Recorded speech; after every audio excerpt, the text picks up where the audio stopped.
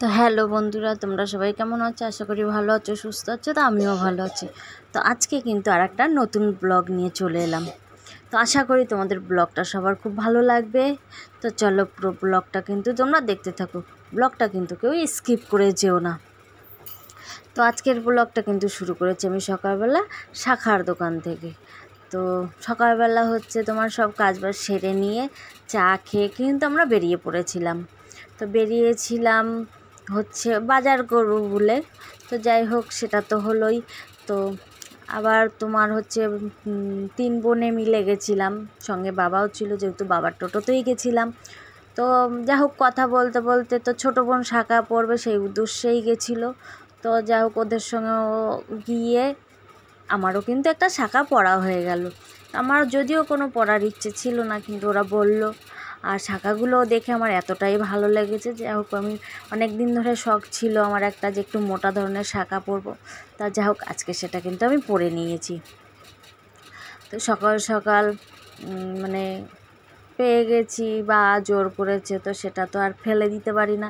তা যা হোক, বললো যখন, তাহলে আমিও ভাবলাম যে তাহলে পরেই নিই একটা শাখা।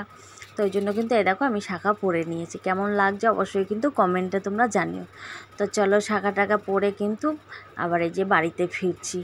তো এবার হচ্ছে বাজার টাজার করে নিয়ে তবে কিন্তু বাড়ি ফিরতে হবে।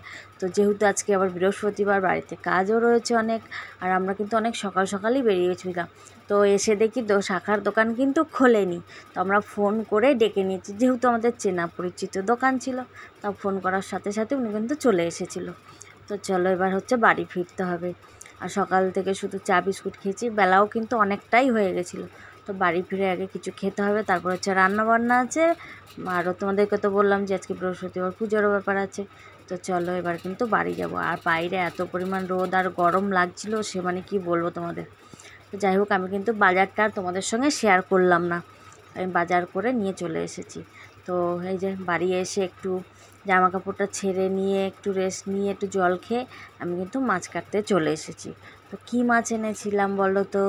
আমি কিন্তু এই মাছটা খেতে খুব ভালোবাসি। তো যাই হোক, তোমরা তো দেখবেই। তো তোমাদের কার কার ভালো লাগে সেটাও কিন্তু অবশ্যই কমেন্টে জানিও। তো এইসব কিন্তু ছোটো ছোটো মাছগুলো খেতে বেশ ভালো লাগে, বেশ টেস্টি মাছ হয়। তো যাই হোক, আমি কিন্তু পুঁটি মাছ নিয়ে এসেছিলাম।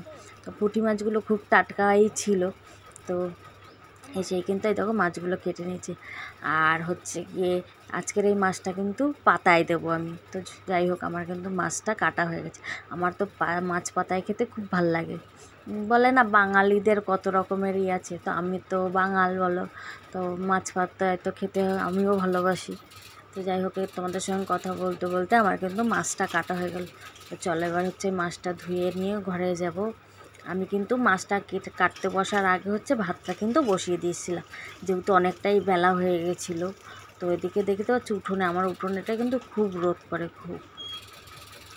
তো আমার ব্লগ যদি তোমাদের ভালো লাগে তাহলে অবশ্যই কিন্তু লাইক কমেন্ট শেয়ার করে দিও।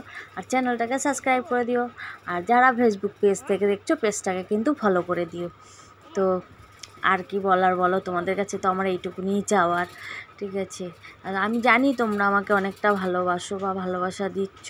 তা আমার কিন্তু এইটুকুনি তোমাদের কাছ থেকে চাওয়ার আছে। তো ছোটো বোন মনে করে এইটুকুনি ভালোবাসা তো তোমরা দিতেই পারো আমাকে, তাই না? তো যাই হোক, তো এই দেখো মাছগুলো কিন্তু আমি কলপারে ঘষে ঘষে ধুয়ে নিচ্ছিলাম। যেহেতু পুঁটি মাছের আঁশ ছাড়তে কিন্তু অনেকটাই দেরি হয়, ছোট ছোট আঁশ, তো ওই জন্য আমি কিন্তু কলপারে ফেলে ডলে ডলে মাছের আঁশগুলো কিন্তু ছাড়িয়ে নিচ্ছিলাম। আর ওদিকে আমি কিন্তু কলা পাতাও এনে রেখে দিয়েছি। তো বেশ ঝাল ঝাল করে হচ্ছে পেঁয়াজ কুচিয়ে দিয়ে, টমেটো কুচিয়ে দিয়ে মাছটা কিন্তু আজকে পাতাই হবে আমার।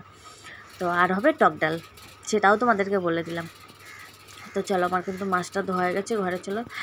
আর হচ্ছে কি, এবার হচ্ছে সাবান দিয়ে আমি হাতটা ভালো করে ধুয়ে নেবো। তো দেখো, ঘরের মধ্যেও কিন্তু প্রচণ্ড গরম। তো দেখতে পাচ্ছ, তোমাদেরকে বলেছিলাম পাতা এনে রেখেছি, তা দেখো কিন্তু আমি পাতা এনে রেখেছি। তো চলো, এবার হাতটা ধুয়ে নিই। তো আজকের ব্লগটা কিন্তু আমি এখানেই শেষ করছি, যেহেতু এবার কাজের চাপ আছে, এখন পুজো টুজো দিতে হবে। তো সবাই ভালো থেকো, সুস্থ থেকো,